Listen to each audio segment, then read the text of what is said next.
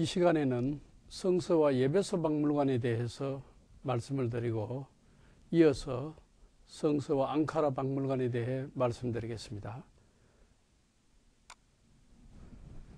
여러분들이 보시는 이 사진이 사도 요한을 밤모습으로 유배를 보냈던 로마 황제 도미티아누스 황제의 머리와 팔입니다. 자신을 신으로 숭배하기를 강요했고 사도 요한을 밤모습의 귀양을 보냈죠. 결국은 AD 96년에 그의 부하에 의해서 살해되었습니다. 그리고 그의 신체 각 부위가 부서져서 신전 주변에 흩어졌습니다. 그 자기를 신으로 숭배하기를 강요했던 그 예배소에 있는 신전, 도미티아누스 황제의 신전 주변에 자기의 상들이 다 부서져서 흩어져 있는 것을 주워 모아서 지금 예배소 박물관에 이 머리와 팔을 보관하고 있습니다. 이 사진이 바로 도미티아누스 황제의 신전 오늘의 모습입니다. 여러분들이 예배소 유적지에 가시면은 이런 모습이 있는데 신전이 허물어지고 파괴된 복원을 했기는 했지만은 그래도 일부의 기둥만 남아있는 도미티아누스 황제 신전의 오늘의 모습입니다. 과거에는 여기 웅장한 건물이 서 있었죠. 그리고 건물 그 안에 도미티아누스 황제의 상이 서 있었는데 그 상이 그가 살해된 뒤에 다 부서지고 이 주변에 나뒹굴었습니다. 그것을 예배소 박물관에 모아서 보관하고 있는 것을 조금 전에 여러분들이 보셨습니다. 이것은 아우구스투스 황제의 상인데 이 황제의 상도 다 부서졌는데 이 머리에 보면은 특별히 이마에 십자가 모양이 새겨져 있습니다.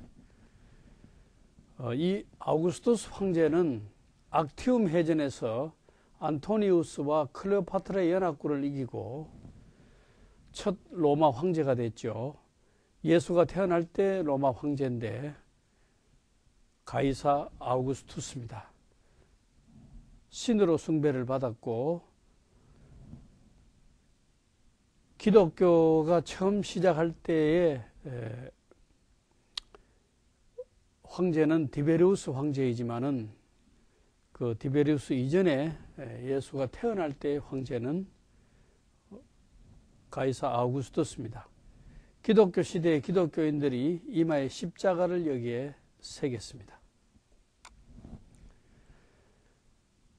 이 흉상을 다시 보면은 아우구스투스 황제인데 이마에 기독교인들이 십자가를 새겼죠.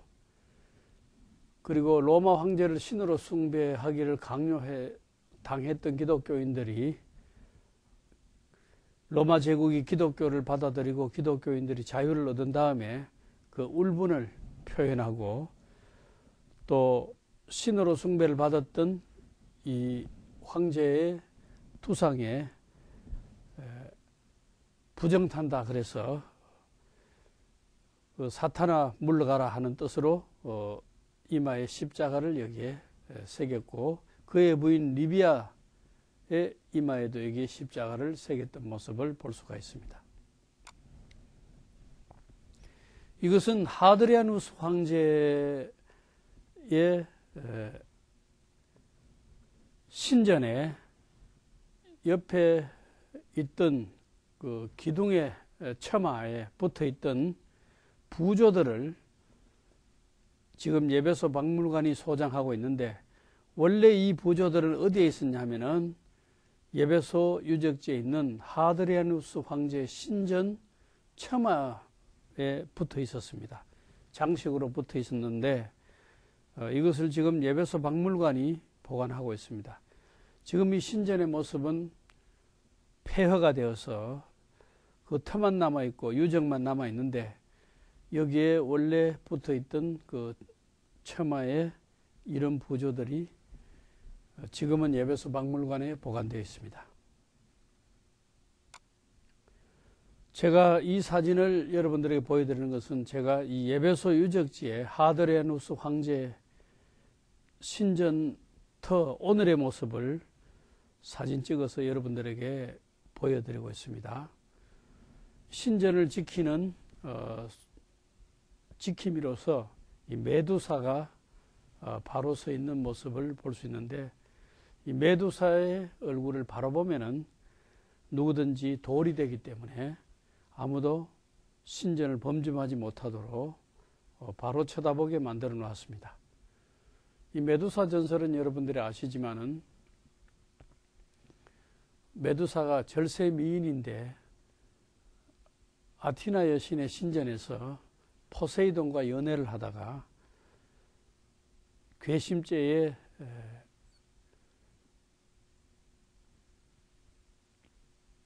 붕괴한 그 괘씸죄에 걸려서 아티나 여신이 이 메두사를 괴물로 만들어 버렸습니다.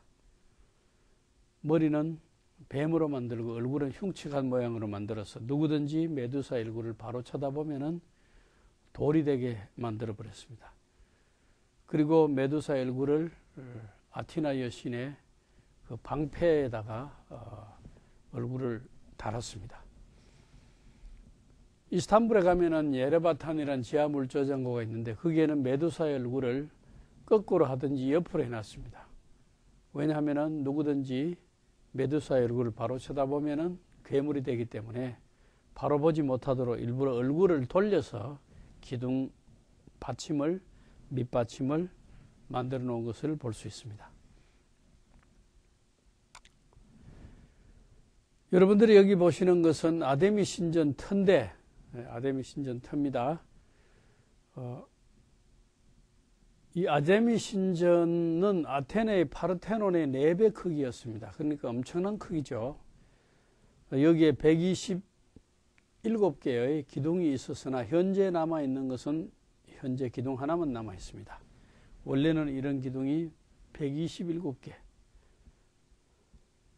이 기둥 하나의 높이와 둘레를 재어보면 엄청난 크기입니다. 이런 기둥이 127개 있었으니까 얼마나 이 신전의 규모가 컸겠어요.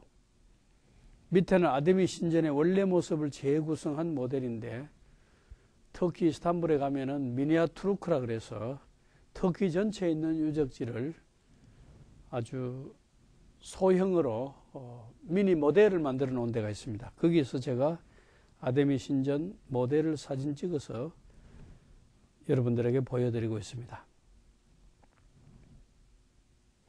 그리고 이 신전 한가운데 아데미 신상이, 여신이죠. 처녀 여신인데 아데미 신상이 여기에 서 있습니다. 이것은 예배소 박물관에서 아데미 신전의 모델을 만들어 둔 것을 제가 사진을 찍어서 보여드리고 있는데, 이 신전 한가운데에 아데미 여신상이 서 있는 모습을 볼 수 있습니다. 이 안에 있는 여신상이 여기에 있는 따로 밖에서 볼 수 있는 이런 여신상입니다. 이 아데미 신상은 예배소의 공회당 건물 프리타네이온에서 발견한 것인데, 그 공회당 건물 옆에 아데미 신전이 있었습니다. 거기에 있던 그 아데미 신상을 발굴을 해서 현재는 예배소 박물관이 소장하고 있습니다. 높이 2.9m의 높이인데, 이 신상을 보면은 젖가슴이 참 많습니다. 이 젖가슴은 풍요의 상징으로서 이 아데미 여신이 풍요를 준다 하는 뜻으로서 이렇게 많은 젖가슴을 가진 여인상으로 만들었던 것 같습니다. 그리고 머리에는 신전을 이고 있습니다. 아데미 신상의 다른 모습입니다. 여기도 풍요를 상징하는 많은 젖가슴을 가지고 있는 여인으로 표시했죠. 여기에 짐승들이 있는데 여기에는 개와 사슴, 사냥개죠. 그러니까 아데미 신은 풍요의 신인 동시에 사냥의 신이다. 그래서 개를 늘 대동하고 다니고 사냥개를 대동해 다니고 또 사슴 사냥의 모습으로서 사슴 모습을 부조에 새겨 넣었습니다.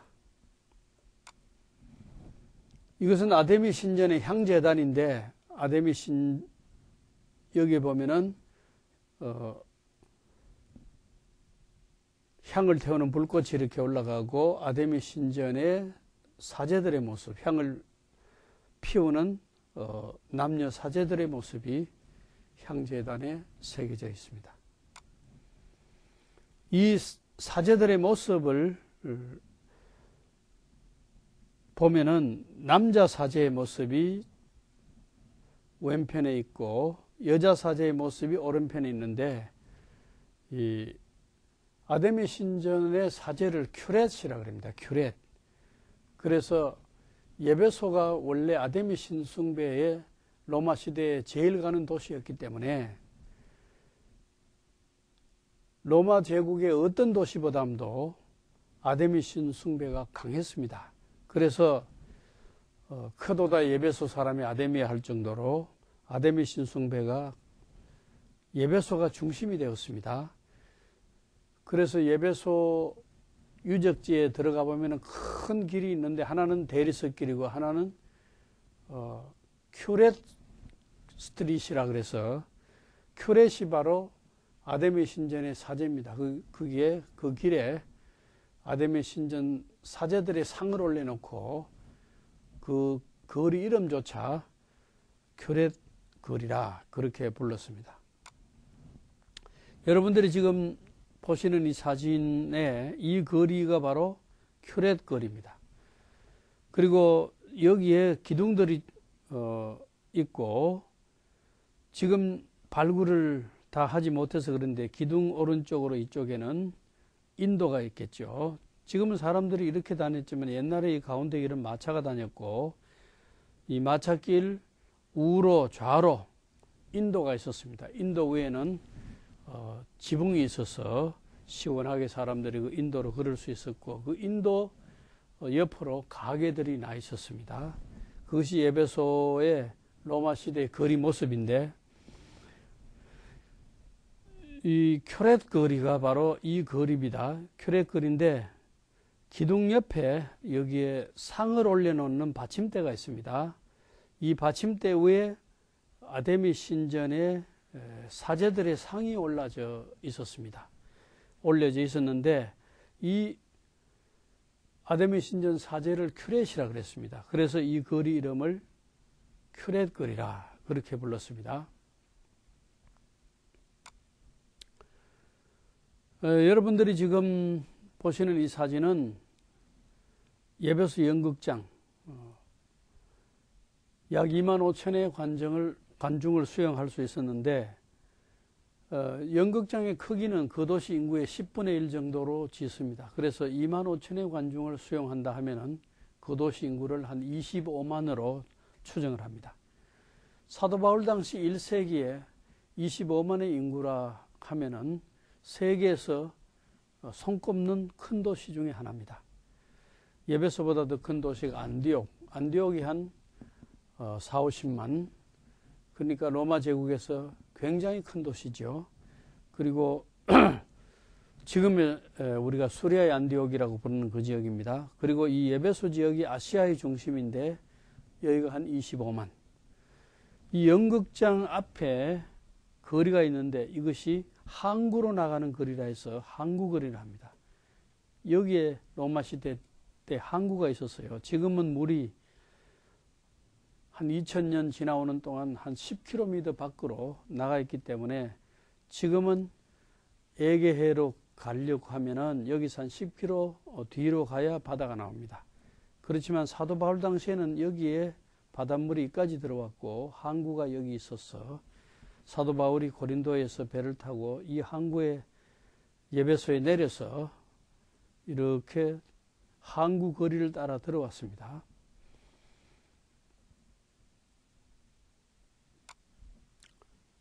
이 사진은 예배소의 고급 주택지 모습인데 예배소 박물관이 주택지의 모습을 그대로 복원해 놓은 것입니다.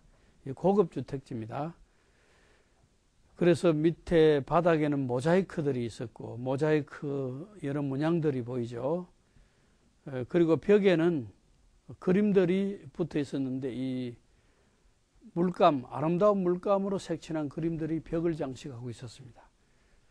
여러분들 한번 생각해 보세요. 바닥은 모자이크로 아주 잘게 돌을 천연 색깔의 돌을 잘라서 무늬를 그림을 수놓은 그 돌들이 있었고 벽에는 아름다운 물감으로 색칠한 그림들이 있었고 이것이 방입니다. 여기에 보면 소크라테스의 흉상이 있는데 그래서 이 방의 이름을 소크라테스 방이라고 붙였습니다. 이런 그 고급 주택은 예배소에 있었는데 어디에 있었는지 조금 이따가 보여드리겠습니다. 그리고 이 고급 주택에 생활하는 모습을 그 한 노마인이 술을 마시고 있고 한 여인이 불을 켜고 있죠. 이 고급 주택에 사는 이 사람들의 모습을 담았습니다. 그리고 소크라테스의 벽 장식을 좀 더 자세하게 보면은 여기 칼라로 아주 물감을 잘 칠해놓고 소크라테스의 모습이 여기에 보입니다. 소크라테스는 아테네의 철인이죠. BC 469년에서 399년까지 살았던 아테네의 철인입니다. 조금 전에 본 고급 텔라스 주택이 어디에 있었냐면은 바로 이 거리가 큐렛 거리인데 제가 조금 전에 설명드렸다시피 이 돌 받침대 위에 여기에 무슨 상이 있었냐면은 큐렛 아데미 신전의 사제들의 상이 이 위에 올려져 있었습니다. 그러니까 쭉 좌우로 아데미 신전의 사제들의 상이 올려져 있는 거리라 해서 큐렛 거리라고 그랬습니다.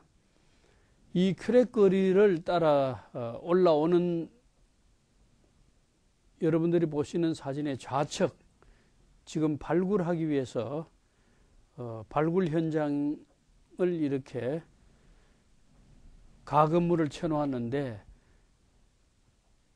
이 지역에 무엇을 발굴하느냐 하면 고급 주택지를 발굴하고 있습니다. 여기에서 발굴된 고급 주택지의 모습이 여러분들 조금 전에 보신 그 예배소 박물관에 있는 고급 주택지의 그런 모습입니다. 여러분들이 예배소를 가시면은 일반 유적지 관람 요금을 내시고 이쪽을 보고 여기는 특수 관람료를 또 받습니다. 이 안에 들어가 보면은 고급 주택지 발굴 현장의 모습을 볼 수가 있습니다. 그리고 거기서 발굴된 아름다운 색깔로 된 모자이크나 그림들이 조금 전에 예배소 박물관에 일부 재구성해서 전시하고 있는 모델을 보셨습니다. 이 뒤에는 셀수스 도서관이라 해서 예배소의 도서관이었죠. 이 사진은 로마의 한 관리를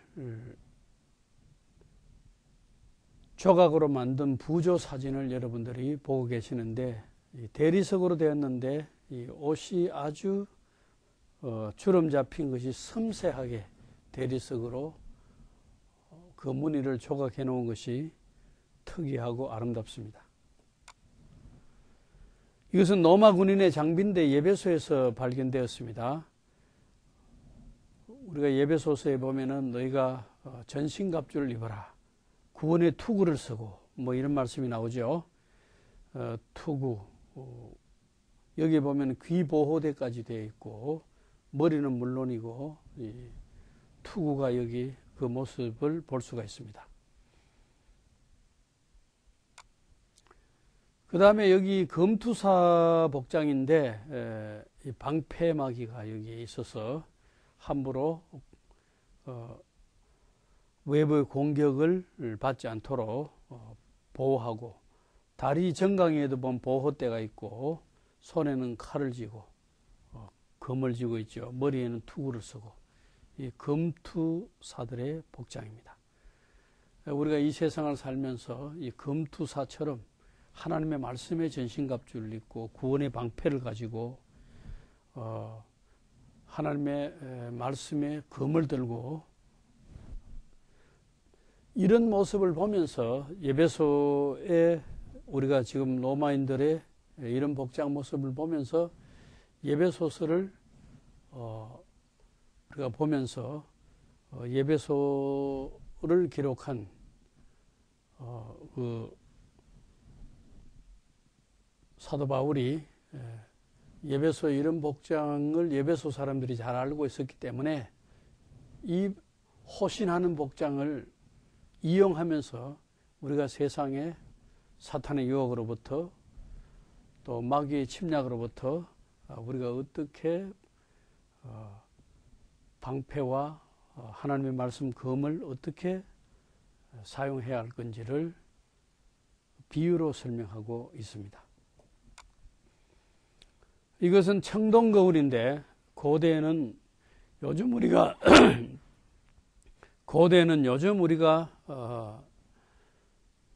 사용하는 그런 거울을 사용한 것이 아니고 청동으로 거울을 만들어서 잘 닦으면 윤이 나겠죠. 이 반질반질 윤이 나는 이 거울로서 얼굴을 보았습니다. 그래서 아무리 잘 닦아도 얼굴이 비치긴 하지만 희미하게 비쳤겠죠.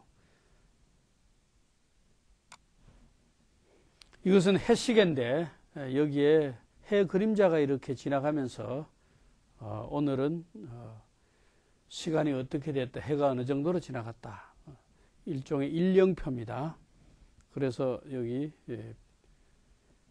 눈금을 표시해서 해가 지나간 것을 보고 시간을 계산했습니다.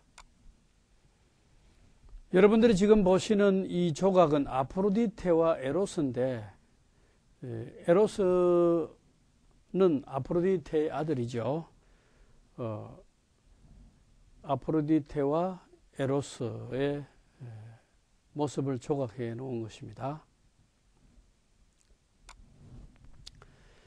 이 조각이 에로스의 얼굴인데, 에로스는 어린아이의 얼굴을 가진 신으로 묘사되죠. 항상 어린아이의 얼굴을 가진 신으로. 이 에로스는 아프로디테와 전쟁의 신 아레스 사이에서 태어난 아들이죠. 원래 아프로디테의 남편은 헤파이토스, 대장장의 신인데, 그러니까 아프로디테 미의 여신이 다른 남자와 그 다른 남자가 바로 그 아레스와의 관계에서 태어난 아들이 에로스입니다. 그래서 그 그리스 신화를 보면 참 재밌는 이야기겠죠. 헤파이토스가 이 두 사람의 부정한 관계를 현장을 목격하고 눈에 보이지 않는 그물로서 이 둘을 잡아가지고 올림푸스의 모든 신들을 초청을 해서 자기 집에 잡아가두거든 그 아프로디테와 그 아레스가 그물에 갇혀 있는 모습을 보면서 창피를 주었다 하는 그리스 신화의 이야기가 있죠. 에로스가 돌핀을 타고 바다를 건너간다 하는 그런 모습을 조각한 것입니다. 이 에로스와 돌핀입니다. 여기 보시는 것이 디오니소스라고 그리스 신화에 나오는 술의 신인데, 여기 보면은 포도 모양이 이렇게 보이죠. 술을 만드는 포도를 상징한 것인데, 디오니소스 술의 신입니다. 로마 이름으로는 바쿠스죠. 우리 한국 사람들이 바카스 하는데 이 술의 신 디오니소스의 로마 이름입니다. 이 사진은 프리아포스인데 이 아프로디테가 미의 여신이지만은 바람둥이죠. 그래서 조금 전에는 그 전쟁의 신 아레스와의 관계에서 에로스를 낳았다 그랬는데, 이번에는 아프로디테가 술의 신, 그 연극의 신이면서도 술의 신 디오니소스와의 관계 속에서 프리아포스를 낳았습니다. 이 프리아포스는 생식을 상징하는 큰 남근을 가진, 남근이 뭐 어마어마하게 큰 남근을 가진 그런 생식의 신을 상징하는데, 이 사진에서 보는 것처럼 그 큰 생식기로 그 위에 과일 바구니를 들고 있습니다. 이 남근의 힘을 상징하는 거죠. 이 프리아포스. 이것은 강물의 신을 말합니다. 강물의 신.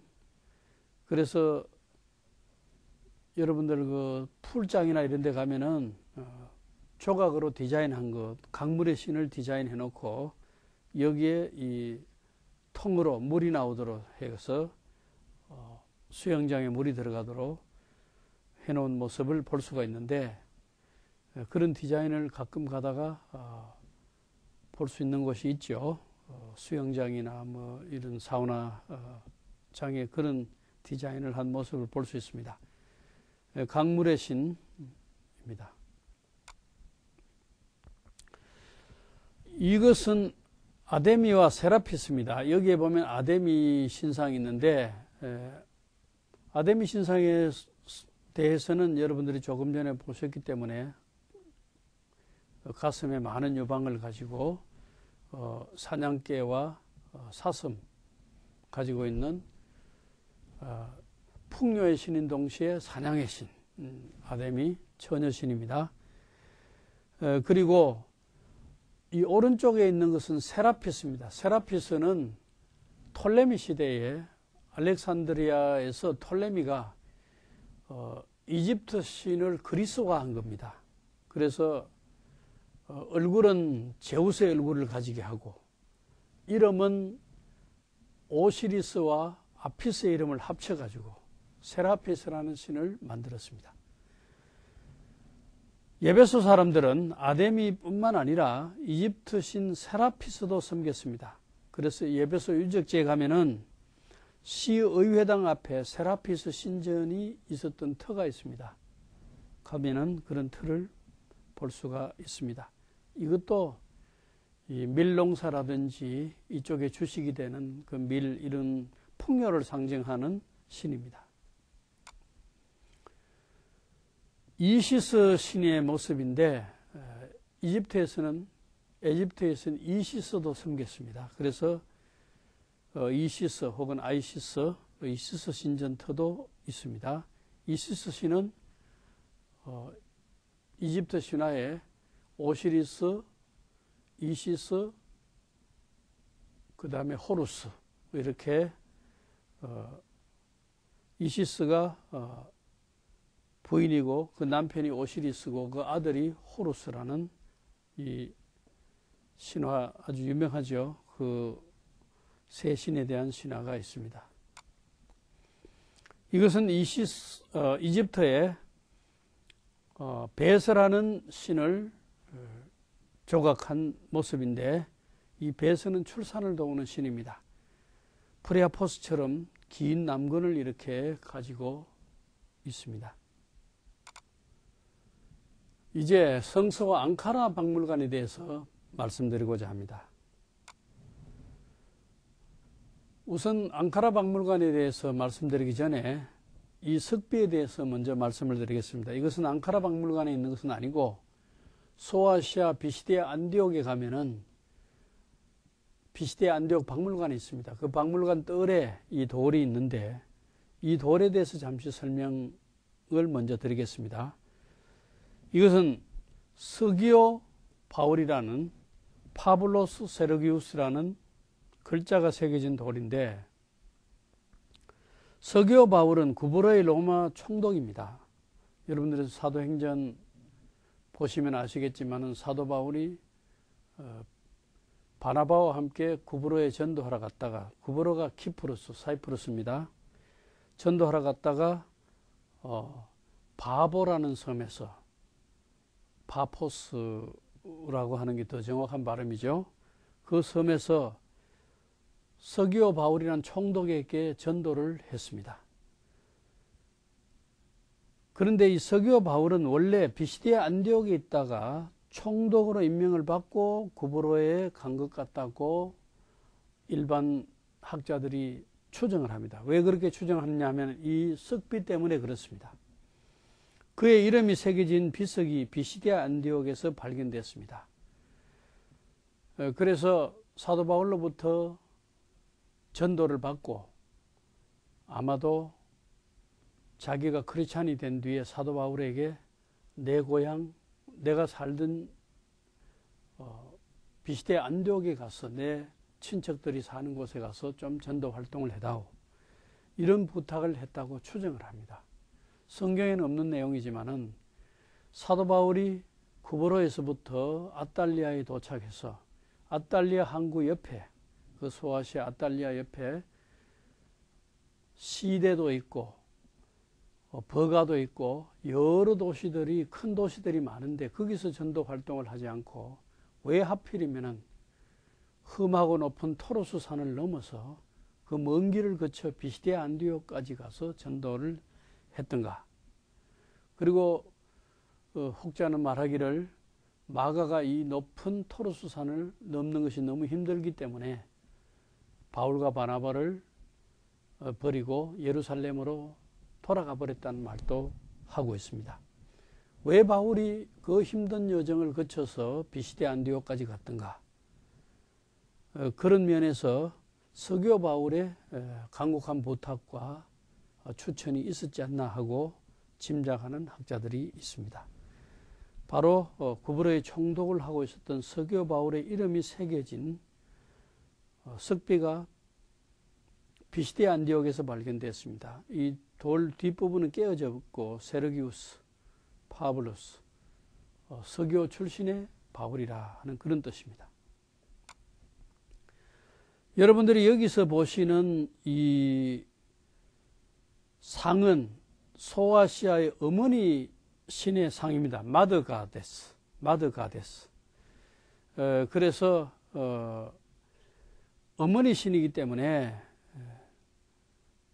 유방이 아주 크고 무언가를 출산할 것 같고 생산할 것 같고 풍요를 줄 것 같은 그런 모습으로, 요즘에는 아주 날씬해야 되겠지만 옛날에는 이렇게 뚱뚱하고 이래야 출산도 잘하고 풍요의 상징으로 이 뚱뚱한 모습을 새겼습니다.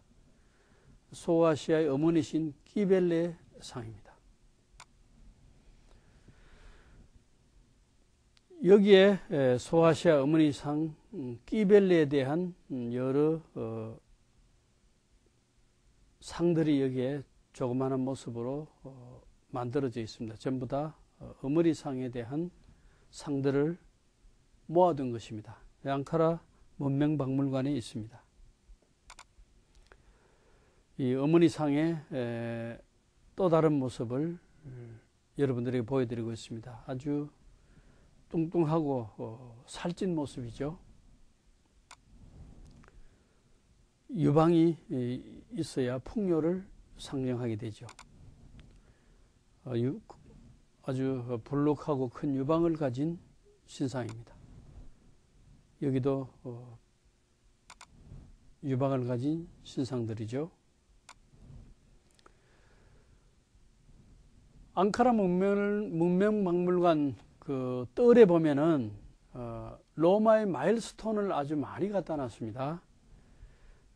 여기서 여러분들이 보시는 이 로마의 마일스톤, 길의 거리를 표시하는 돌입니다. 여기서 어디까지는 얼마, 여기서 어디까지는 얼마, 이렇게 새겨놨습니다. 그리고 그 마일스톤을 새길 때의 황제의 이름들, 가이사라든지 이런 이름들이 돌에 함께 새겨져 있는 모습을 볼 수가 있습니다. 이 돌에 새겨진 부조는 폭풍의 신입니다.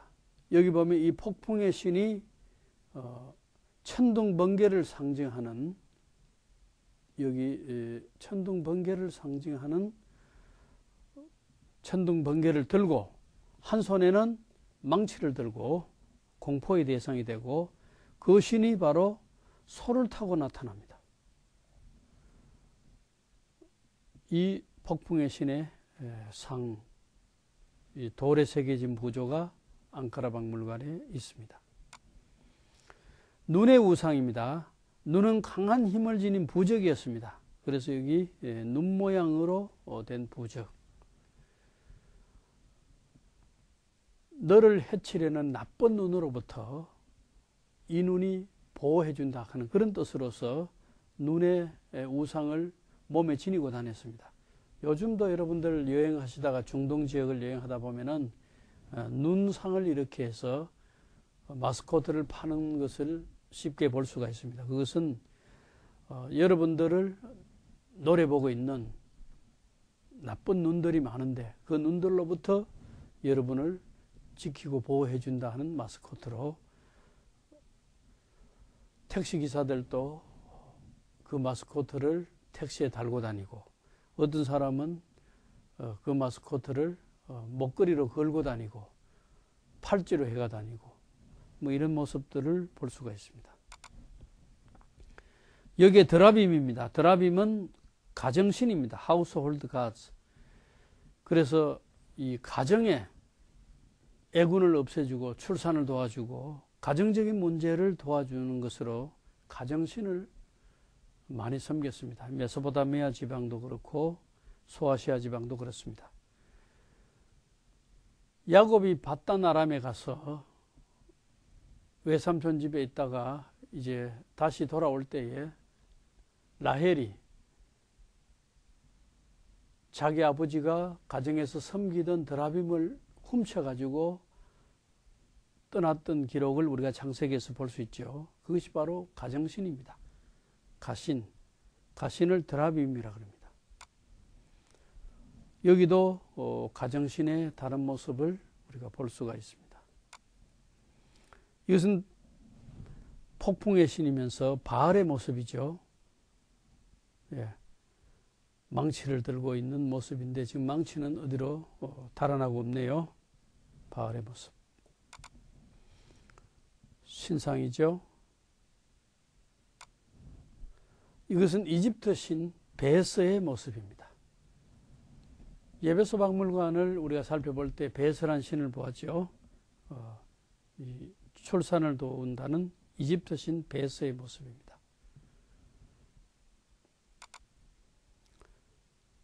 이것은 신전 안에 있는 신인데 흙으로 구워서 이렇게 만들었어요.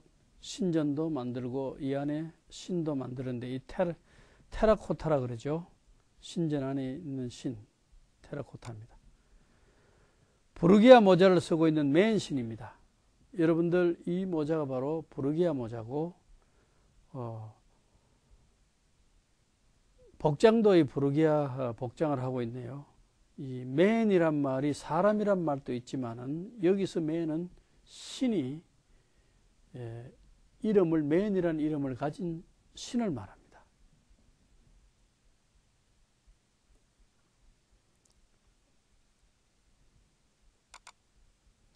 구리로 만든 장난감 마차인데 이것은 부르기아의 수도가 고디온인데 고디온의 미다스 왕의 봉분에서 발견한 것입니다. 투물루스. BC 8세기 것인데 이 장난감에서 우리가 알 수 있는 것은 이 당시에 구리를 사용했다는 것과 또 바퀴를 이 당시에 사용했다는 것을 알 수가 있습니다. 그리고 이 바퀴 달린 이 마차를 여러 마리의 말이 함께 끌었다는 것. 여기 두 마리의 말이 상두마차죠. 함께 끌었다는 것을 볼 수 있습니다. 이 세 마리입니까? 두 마리 같기도 하고 세 마리 같기도 한데 이 여러 마리의 말이 마차를 끌었다는 당시 문화를 설명해 주는 데 의의가 있다고 보겠습니다. 이것이 바로 미다스의 모습인데 미다스는 욕심 많은 왕으로 유명하죠. BC 8세기 소아시아 고디온의 부르기아 왕입니다.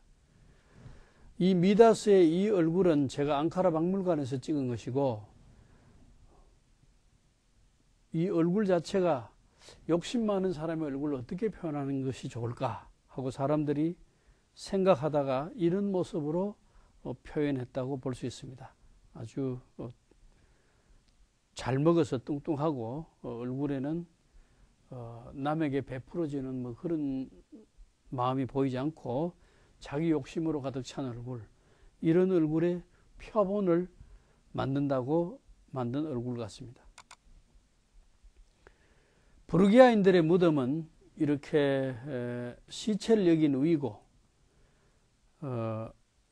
사람이 죽으면 시체를 여긴 의이고, 그 다음에 자기가 평소에 쓰던 물건을 여기 넣어주고, 그러면서 위에는 나무로서 이렇게 무덤을 만들었습니다. 이것이 전형적인 부르기아인들의 무덤입니다.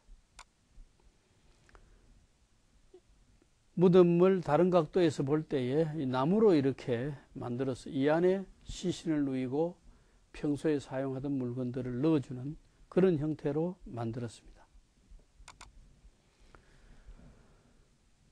이것이 미다스의 또 다른 상인데, 이 상은 제가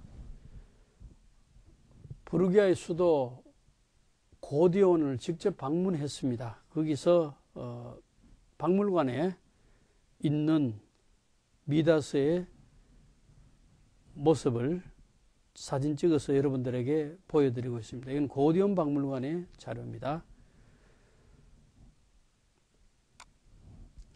미다스의 봉분인데, 이 고디온에 가면은 박물관 앞에 이런 봉분이 있습니다. 봉분의 모습을 이렇게 보니까 마치 경주의 천마총이나 또 왕릉 비슷하게 이렇게 큰 흙으로 만든 언덕처럼 만든 그 봉분이 미다스의 봉분입니다. 이 봉분 사이로 이 미다스의 무덤에 가볼 수 있는 터널을 뚫어 놨습니다. 그래서 일로 들어갈 수 있습니다. 제가 이 들어가는 길을 따라 들어가면서 찍은 사진이 있는데 바로 이 사진입니다. 봉분 안으로 들어가면서 이렇게 좌우 벽 사이로 전기를 끌어들여서 봉분 내부를 볼 수 있도록 해놓은 봉분 터널입니다. 이 터널 끝 지점에 가면은 미다스의 시신이 있던 그 무덤 자리가 있습니다. 바로 이것이 무덤 자리인데, 여러분들 나무로 이렇게 해놓았죠. 그 모습은 앙카라 박물관에서 보신 것처럼 죽은 시신을 뉘우고 평소에 쓰던 물건을 거기에 넣어주고 나무로 이렇게 외관을 처리했습니다. 미다스의 무덤은 여기까지밖에 들어갈 수가 없습니다. 그래서 지금 마지막 그 나무로 처리한 무덤 앞에 사진까지 여러분들에게 보여드렸습니다. 그런데 이 미다스의 이야기가 상당히 재밌는 이야기가 많죠. 뭐냐? 미다스는 욕심이 너무 많아서 내가 만지는 무엇이든지 금이 되게 해달라 해서 자기가 만지는 것은 다 금이 되니까 고민이 생겼습니다. 밥을 먹으려 해도 밥이 금이 돼버리고, 물을 마시려 해도 물이 금이 돼버리고, 그릇을 만지려는 그릇이 다 금이 돼버리고, 모든 거 자기가 만지고 싶은 거 만지니까 다 금이 돼버리니까 이거 오히려 이것은 불행이다 해서 다시금 내가 만지는 것은 금이 안 되게 해달라고 디오니소스 신에게 기도하죠. 그러니까 사대의 팍토로스 계곡에 가서 목욕을 하라. 이 신의 지시대로 사대의 팍토로스 계곡에 가서 목욕을 하고 난 뒤부터 자기가 만지는 것이 금이 안 되었다는 말이죠. 이런 그 미다스의 이야기는 그리스 신화에 나오는데 욕심 많은 사람에 대한 어떤 교훈으로 생긴 말이라고 짐작되어집니다. 이 미다스가 목욕한 팍토르스 계곡이 있는 그 사대가 바로 소아시아 7교회 중에 하나가 있었던 사대를 말합니다. 오늘은 제가 여기까지 강의를 하겠습니다. 감사합니다.